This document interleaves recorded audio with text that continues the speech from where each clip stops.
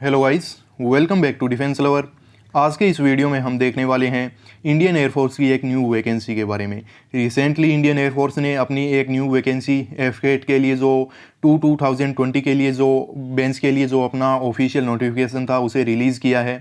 उसी के रिगार्डिंग इस वीडियो में हम सब डिटेल को डिस्कस करने वाले हैं। और फर्स्ट ऑफ ऑल आपको बताना चाहूँगा, एफ-8 की जो वैकेंसी है वो main and women candidate both इसके लिए एलिजिबल होते हैं। और इसके अलावा इंडियन एयरफोर्स में एक फाइटर पायलट बनने के मतलब बहुत लिमिटेड चांसेस होते हैं, बहुत लिमिटेड वैकेंसीज होती है। तो उन्हीं में से एक वैकेंसी है एफ-8 की वैकेंसी, जो रिसेंटली इंडियन एयरफोर्स ने मतलब उसके बारे में नोटिफिकेशन है वो इशू किया है।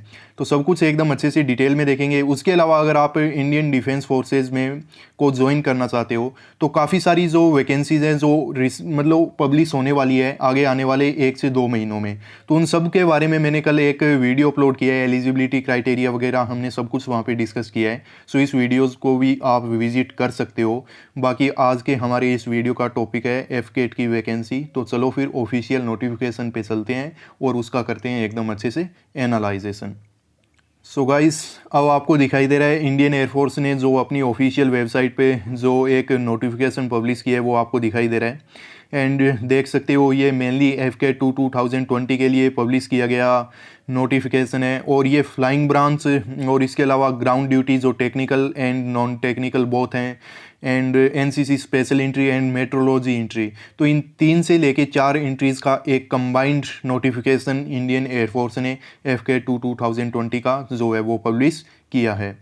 और इसके अलावा देख सकते हो कि इसमें जो कमीशनिंग होगी आपकी वो है जुलाई 2021। कमीशनिंग का मीन ये है कि आप जो पूरा सिलेक्शन प्रोसीजर है उसको कंप्लीट कर लेते हो तो फिर आपका ज्वाइनिंग कब होता है, तो वो होगा जुलाई 2021 में। इसके अलावा date of submission of online application, online registration कौन सी डेट तक आप कर सकते हो, तो 15 जून 2020 से इसका जो ऑनलाइन रजिस्ट्रेशन है वो स्टार्ट होगा। और लास्ट डेट है इसकी 14 जुलाई 2020। तो ऑलमोस्ट 1 मंथ के लिए इसका ऑनलाइन रजिस्ट्रेशन चलने वाला है। सो आप लोग अगर इंटरेस्टेड हो तो इसमें अप्लाई कर सकते हो। लगभग 300 वैकेंसीज़ के लिए ये नोटिफिकेशन है वो इशू किया गया है। और इसके अलावा जो भी है यहाँ पे दिया हुआ है एफ-8 का जो एग्ज़ाम है, अब इन तीनों चारों एंट्री के लिए एक कंबाइंड एग्ज़ाम है जो कंडक्ट करवाया जाएगा इंडियन एयरफोर्स के द्वारा। सो आप देख सकते हो कि जो आपके एग्ज़ाम डेट है वो भी अभी मतलब पब्लिश की कर दी गई है या फिर अनाउंस कर दी गई है 19 सितंबर 2020 टू 20 सितंबर 2020। मतलब 2 दिन ये एग्ज़ाम चलने वाला है और ऑनलाइन आपका जो एग्ज़ाम है वो होने वाला है। एग्ज़ाम में भी देखेंगे कौन कौन से आपके क्वेश्चंस आएंगे, क्या उसका सिलेबस है, एंड सब कुछ हम इस वीडियो में देखने वाले हैं। सो आपका एग्ज़ाम डेट ये है 19 सितंबर 2020 टू 20 सितंबर 2020। सो अब आपको दिखाई दे रहा है जो सबसे एक इम्पोर्टेंट टॉपिक है हमारे आज के इस वीडियो का, डिफरेंट एंट्री एंड उनके लिए कोर्स और नंबर ऑफ वैकेंसीज। सो आप देख सकते हो कि एफ-8 एंट्री में मेनली 3 ब्रांचेज हैं जिनको कवर किया जाएगा। फर्स्ट ऑफ ऑल होगी फ्लाइंग ब्रांच, उसके बाद होगी ग्राउंड ड्यूटी, और ग्राउंड ड्यूटी में एक होगी टेक्निकल एंड सेकंड होगी नॉन टेक्निकल। तो इन सब का मतलब एजुकेशन क्वालिफिकेशन या फिर एजुकेशन मतलब जो आपकी ग्रेजुएशन है वो भी इन सब के लिए अलग अलग होनी चाहिए, वो भी हम देखेंगे। और फ्लाइंग ब्रांच के लिए आप देख सकते हो शॉर्ट सर्विस कमीशन के लिए मेन एंड वुमेन बोथ इसमें मतलब ये जो फ्लाइंग ब्रांच की जो वैकेंसी होगी वो शॉर्ट सर्विस कमीशन के लिए होगी, एसएससी के थ्रू होगी, परमानेंट कमीशन की नहीं होगी। मेन एंड वुमेन बोथ इसके लिए एलिजिबल होंगे। कोर्स नंबर आप यहाँ पे देख सकते हो जो ज़्यादा मतलब इंपॉर्टेंट नहीं है। नंबर ऑफ वैकेंसीज आप देख सकते हो शॉर्ट सर्विस कमीशन के लिए 74 है, क्योंकि परमानेंट कमीशन की वैकेंसी इसमें नहीं है, शॉर्ट सर्विस कमीशन के लिए वैकेंसी है। मेन एंड वुमेन के लिए टोटल जो वैकेंसीज हैं एफ-8 के थ्रू जो फ्लाइंग ब्रांच के लिए वो है 74। उसके अलावा देख सकते हो ग्राउंड ड्यूटी टेक्निकल के लिए परमानेंट कमीशन है मेन के लिए, एंड शॉर्ट सर्विस कमीशन है मेन एंड वुमेन दोनों के लिए। अगर आप वुमेन हो और ग्राउंड ड्यूटी टेक्निकल से परमानेंट कमीशन से ज्वाइन करना चाहते हो तो फिर आप ऐसा नहीं कर सकते। मेन है वो परमानेंट कमीशन से कर सकते हैं, उनके पास अपॉर्चुनिटी है। और इसके अलावा आप देख सकते हो इसमें मतलब अलग अलग दे रखी है, ठीक है, क्योंकि aeronautical engineering, electronics and aeronautical engineer, mechanical, ये दो टाइप की यहाँ पे वैकेंसी आपको दिखाई देगी। सो परमानेंट कमीशन के लिए जो एरोनॉटिकल इंजीनियरिंग इलेक्ट्रॉनिक्स है तो उसमें परमानेंट कमीशन से हैं 40 वैकेंसी और शॉर्ट सर्विस कमीशन से हैं 26। एंड एरोनॉटिकल इंजीनियरिंग मैकेनिकल है तो इस ब्रांच के लिए जो वैकेंसीज है परमानेंट कमीशन के लिए है 23 एंड शॉर्ट सर्विस कमीशन के लिए है 16। तो आपको मतलब ऐसे टेंशन लेने की ज़रूरत नहीं है कि आपको अलग अलग फॉर्म फिल करने होंगे। जो भी 3 से 4 एंट्री है उनके लिए एक सिंगल जो आपका फॉर्म है वो फिल आपको करना होगा, और उसमें जिस भी एफ कैटेगरी के लिए अगर आप करना चाहते हो तो आपको वहाँ पे एफ कैटेगरी चूज़ करना है। इस वीडियो में आगे आपको दिखाऊंगा कैसे क्या होने वाला है। एनसीसी एंट्री के लिए करना चाहते हो तो वहाँ पे आपको एनसीसी एंट्री है वो सिलेक्ट कर लेनी है। उसके बाद है ग्राउंड ड्यूटी नॉन टेक्निकल के लिए, तो इसमें एडमिनिस्ट्रेशन एंड एजुकेशन दो डिपार्टमेंट की वैकेंसी है। परमानेंट कमीशन है मेन और शॉर्ट सर्विस कमीशन है मेन एंड वुमेन बोथ के लिए।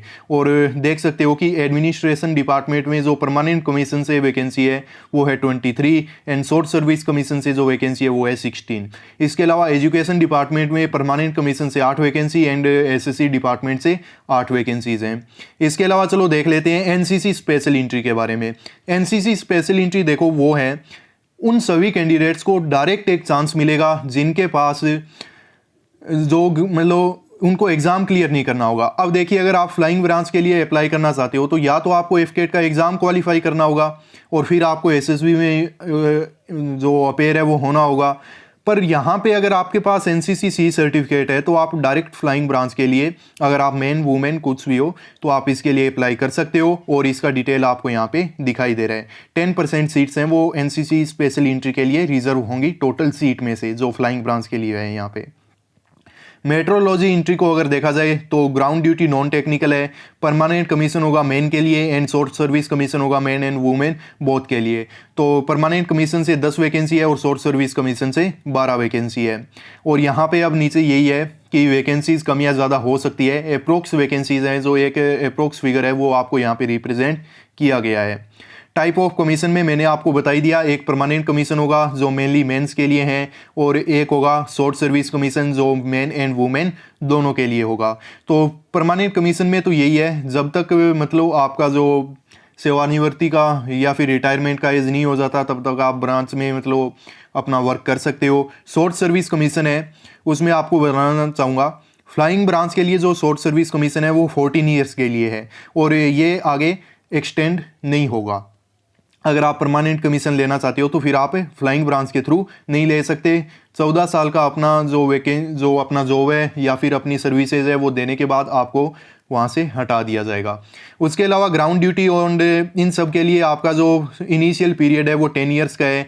उसके अलावा इसको 4 साल के लिए और इंक्रीज़ किया जा सकता है, ये डिपेंड करता है रिक्वायरमेंट पे, अवेलेबिलिटी ऑफ वैकेंसीज, विलिंगनेस पे, सूटेबिलिटी एंड मेरिट पे। अगर आप मतलब अच्छा खासा आप में टैलेंट है तो फिर आपको आगे 4 साल के लिए और कमीशनिंग दी जा सकती है। अब यहाँ पे है एलिजिबिलिटी क्राइटेरिया, सबसे टफ है वो है नेशनलिटी कि आपको एक इंडियन सिटीज़न होना ज़रूरी है। एंड उसके बाद है एज क्राइटेरिया। तो फ्लाइंग ब्रांच के लिए आप देख सकते हो 20 to 24 है एंड इसके अलावा day by day month by month भी आपको यहाँ पे दिखाई दे रहा है, आप यहाँ पे देख सकते हो। एंड उसके अलावा देखा जाए ground duty technical and non technical के लिए तो उसके लिए जो आपका एज लिमिट है वो 20 to 26 ईयर्स है and day by day and वो सब कुछ अगर आप देखना चाहो तो आप ये देख सकते हो। और एक बात जो आपको ध्यान रखनी है वो ध्यान रख लेना, 20 to 24 एंड 20 to 26 एज जिस दिन आपकी कमीशनिंग हो रही है उस दिन आपकी इतनी एज होनी चाहिए और आपकी कमीशनिंग होगी 1 जुलाई 2021 को। तो जिस दिन आपकी ज्वाइनिंग हो उस दिन आपकी एज है वो 20 to 24 एंड 20 to 26 होनी चाहिए। आगे इसके अलावा अनमेरिड कैंडिडेट्स हैं वो इसके लिए अप्लाई कर सकते हैं, बाकी आप देख सकते हो आप। और एजुकेशन क्वालिफिकेशंस जो एक काफ़ी इंपॉर्टेंट है, तो फ्लाइंग ब्रांच के लिए सबसे पहले देखना होगा हमें। फ्लाइंग ब्रांच के लिए अगर आप अप्लाई करना चाहते हो तो आपका 12th क्लास में फिजिक्स एंड मैथमेटिक्स 2 सब्जेक्ट होना काफ़ी इंपॉर्टेंट है 10+2 क्लास में। और उसके अलावा हर एक सब्जेक्ट में मिनिमम 50% मार्क्स होना भी ज़रूरी है। ओवरऑल मार्क्स से कोई मतलब नहीं है, मिनिमम 50% मार्क्स होने चाहिए मैथ्स में और 50% मार्क्स होने चाहिए फिजिक्स में। अगर ये है तो आप इसके लिए अप्लाई कर सकते हो। एंड इसके अलावा इन नीचे दी गई 3 क्वालिफिकेशंस में से कोई भी एक क्वालिफिकेशन अगर आपके पास है तो आप इसके लिए अप्लाई कर सकते हो। ध्यान से मेरी बात सुनिए। एक जो प्री कंडीशन है वो मैंने आपको +2 क्लास की बता दी। ग्रेजुएशन में इन तीनों में से अगर कोई भी एक कंडीशन आप सेटिस्फाई कर रहे हो तो आप फ्लाइंग ब्रांच के लिए अप्लाई कर सकते हो, आप बिल्कुल एलिजिबल होंगे। इसमें मेनली आपको बता देता हूं कि आपके पास ग्रेजुएशन होना चाहिए मिनिमम 3 साल का, और कोई भी एक रिकॉग्नाइज्ड यूनिवर्सिटी से, और मिनिमम 60% उसमें मार्क्स होनी चाहिए। तो काफ़ी सारे कैंडिडेट ये पूछते हैं कि ग्रेजुएशन में मतलब जो साइंस बैकग्राउंड से अगर आपने ग्रेजुएशन की है तो ही आप एप्लीकेबल होते हो या फिर नहीं होते। अगर इस नोटिफिकेशन को देखा जाए तो आपकी जस्ट ग्रेजुएशन कंप्लीट होनी चाहिए, चाहे आपने बीए से की हो, चाहे आपने बीसीए से किया हो, या आपने बीकॉम किया हो, या फिर आपने बीटेक किया हो। जो भी आपने किया हुआ है आप इसके लिए एलिजिबल होंगे। और इसके अलावा और भी इसमें जो बीटेक वगैरह कैंडिडेट जिन्होंने कर रखी है वो भी इसके लिए एलिजिबल हैं, एंड बाकी सोन आप यहाँ पे देख सकते हो। बात की जाए ग्राउंड ड्यूटी टेक्निकल ब्रांच के लिए तो उसके लिए एरोनॉटिकल इंजीनियर्स हैं, और एरोनॉटिकल इंजीनियर्स की जो एक मतलब ग्राउंड ड्यूटी टेक्निकल में जो एरोनॉटिकल इंजीनियर्स के लिए जो वैकेंसी थी तो उसमें आप देख सकते हो कि 10+2 एग्ज़ाम है। उसमें मतलब आपने फिज़िक्स और मैथमेटिक्स होना कंपलसरी है विद 50% मार्क्स। एंड इसके अलावा आपके मतलब ये और भी यहाँ पे दे रखा है कि ग्रेजुएशन आपकी कंप्लीट होनी चाहिए, और इलेक्ट्रॉनिक्स एंड इंजीनियरिंग से होनी चाहिए मेनली ये, और इंजीनियरिंग की भी स्पेसिफिक जो ब्रांचेज है वो यहाँ पे दे रखी है। अगर ये हैं तो आप इसके लिए अप्लाई कर सकते हो।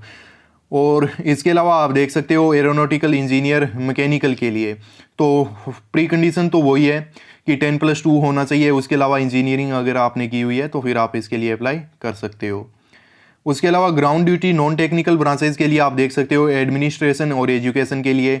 तो एडमिनिस्ट्रेशन के लिए यही है 10+2 में आप 10+2 पास्ड होने चाहिए एंड ग्रेजुएटेड होने चाहिए।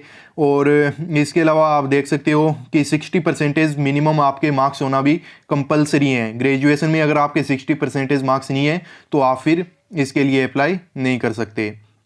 एजुकेशन और देख सकते हो, ये मतलब एजुकेशन डिपार्टमेंट के लिए आपकी एजुकेशनल क्वालिफिकेशंस हैं तो आप इनको मतलब देख लीजिए, ज़्यादा मैं टाइम यहाँ पे नहीं दूंगा।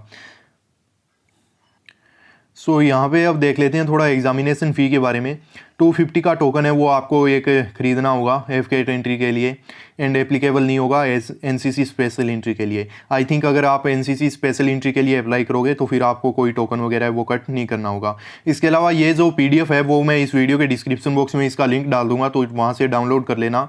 और ऑनलाइन रजिस्ट्रेशन जिस टाइम कर रहे हो अगर कोई प्रॉब्लम हो तो यहाँ पे इन्होंने फॉर्मेट दे रखा है वो आप चेक कर सकते हो। सबसे पहली प्रॉब्लम यहाँ पे हो सकती है टाइप ऑफ एंट्री पे, तो इन्होंने बोल रखा है कि इन तीनों में से आपको कोई भी एक है वो चूज करना होगा, चाहे एफकेट कर लो, चाहे एनसीसी कर लो, चाहे मेट्रोलॉजी एंट्री कर लो, ठीक है।